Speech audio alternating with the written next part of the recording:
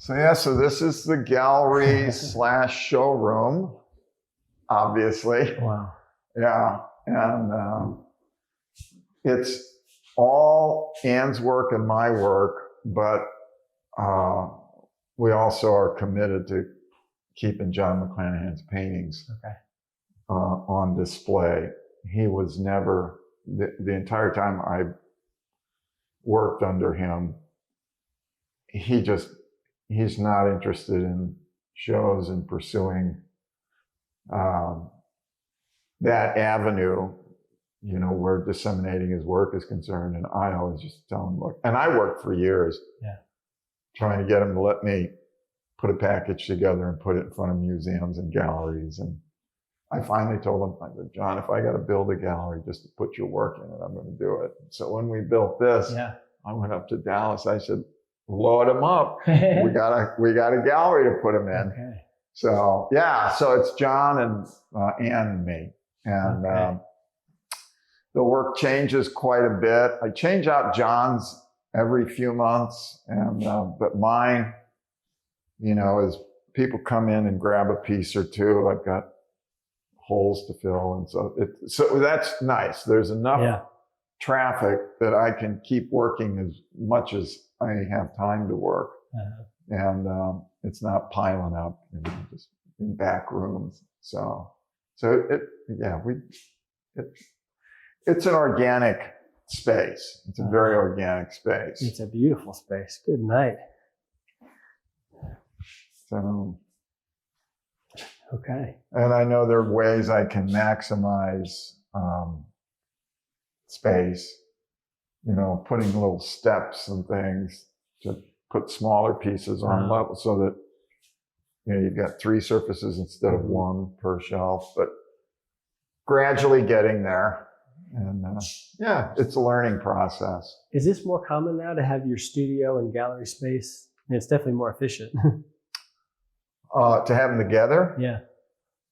It's great. I don't know that it's more common now. A lot of potters, a lot of artists. I was just at a metalsmith in Georgetown. It has a stunning studio and this beautiful intimate showroom that's right in front, pretty much like this.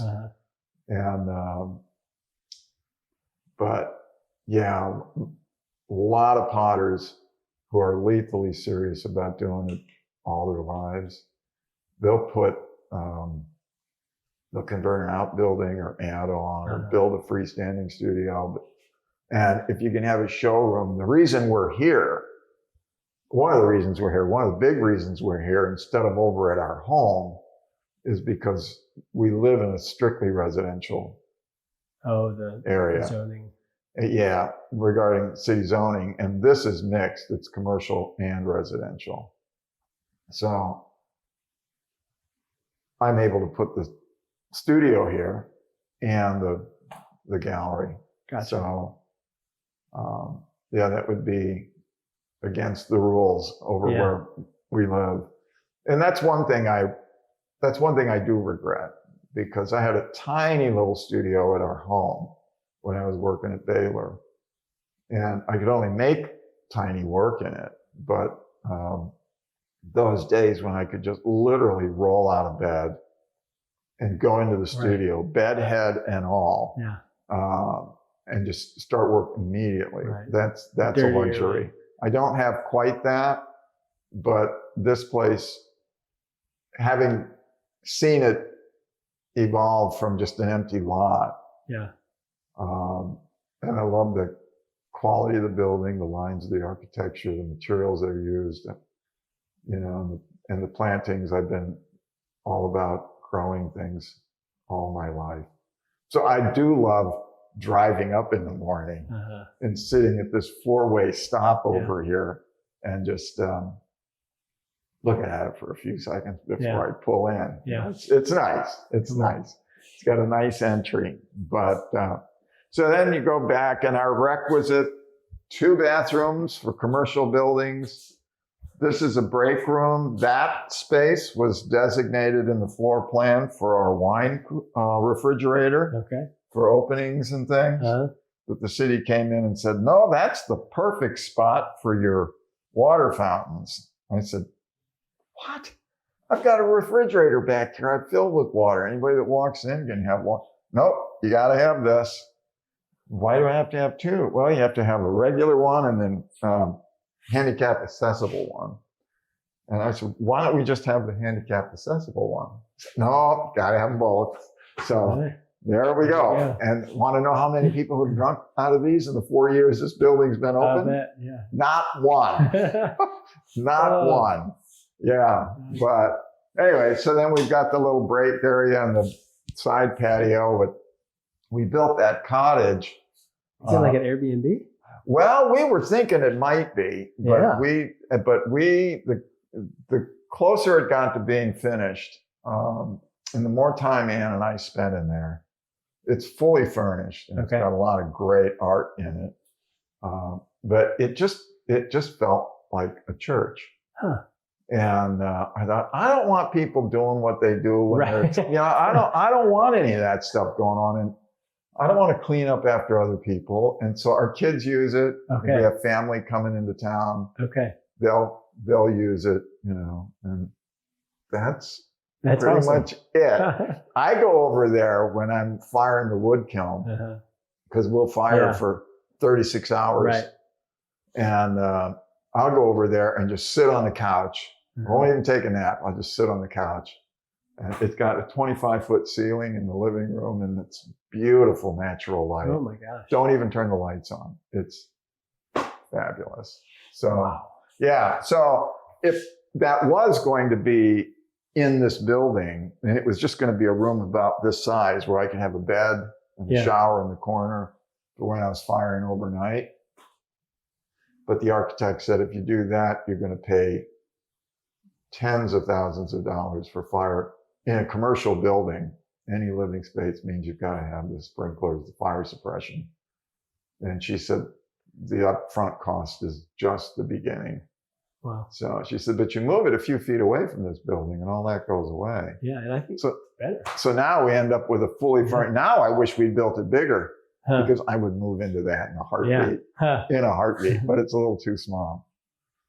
So this is the studio where I work. And where I make and glaze things. And it's a wonderful space.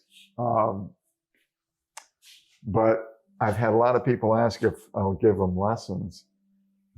And after having worked in this space for even 2 or 3 months, I realized that, no, I can't.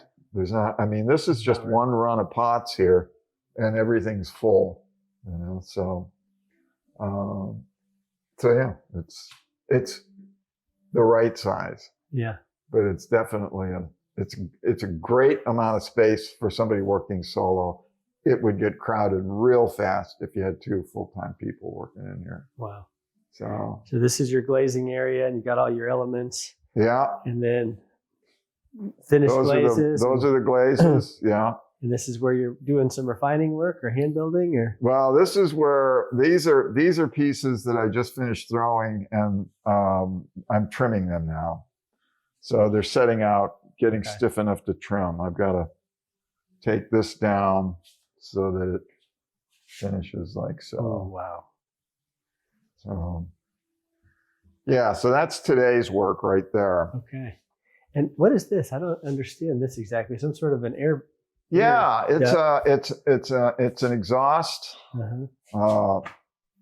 system. And when I do my grinding over here, whenever I get work out of the wood kiln, it's covered in melted and unmelted ash, and it's got, there's all sorts of things that need to be ground down. And that's real fine dust. And so turn this on and it just, if you're wearing a toupee, it'll take it off. Really? Pretty much. But you don't spray or anything over here? No, not here. This is the spray booth. Oh, yeah. And this is a little sweetheart. But so all my glaze prep, so this whole room handles everything except firing. Okay. So if I'm, I just had a guy give me some granite from the base of a historic monument, and he wanted to know if I could make glazes out of it. and glaze some pieces. And I said, well, yeah, I can. So that's my ball mill there. Oh, wow. And I took that granite, fired it to 1800 degrees. So it was, it becomes real brittle. And then I put the granite chunks in one of these big porcelain jars, fill it with the porcelain beads, put it on top of this, and it turns. Okay. And all those balls just keep pounding on that granite. This has a lid. Yeah. And then it tumbles. It tumbles. Wow. Yeah. So it's almost like a lapidary tumbler, but I can reduce rock to powder. Is that how they get a lot of these elements? Yeah. Is they do that? That's what they do. Yeah, that's what they do. They go in, they take a big old rock out of the earth. And, Use either chain mills or hammer mills. This is a ball mill. They use ball mills also. But yeah, we had a big chain mill at Baylor. I don't remember that. We never used it. They used it once after they installed it. It was in my studio in the back. Okay.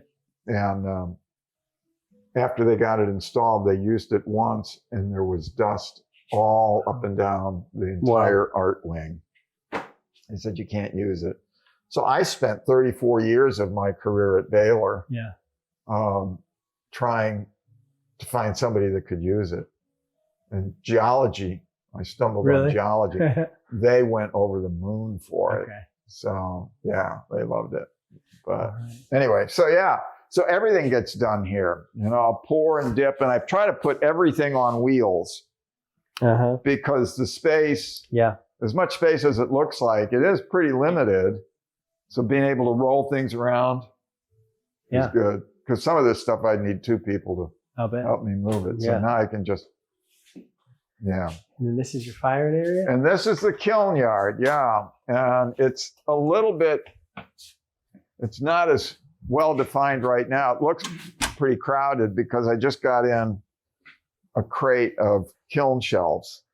So I had to move some things around. But this is the wood kiln. And I had that built a year ago. Did Nico help with that? Or? No, I ended up bringing in Justin Lambert from Colorado. Okay. I don't know. In all the time I've been working in clay, I have never met anyone that builds a kiln as good as him. Really? Yeah.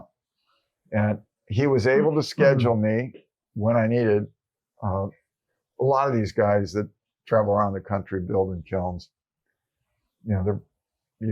if you book with them, it's 2 years. Get out. And he came within 4 months. No way.